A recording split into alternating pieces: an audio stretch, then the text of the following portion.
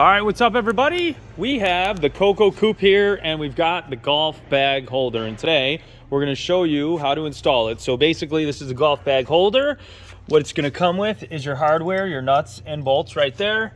And so you've got your nut and bolt there. We'll go ahead and unscrew it. Take that off, and then this will simply pull right out, and then you'll have two pieces there, and then you're going to come underneath the machine here, and what you want to do is line it up. It's a little difficult to see, but under here you've got your frame right there. And so what you're going to want to do is weld the piece right here. You've got your pipe coming down right there, and then this piece is going to simply come under here, underneath the vehicle, and then it's going to mount up,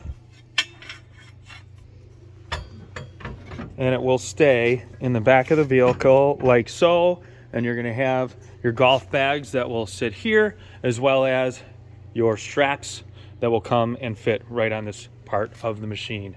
Thank you guys so much for watching, and that is the easy install of the Coco Coupe golf bag holder from saferwholesale.com.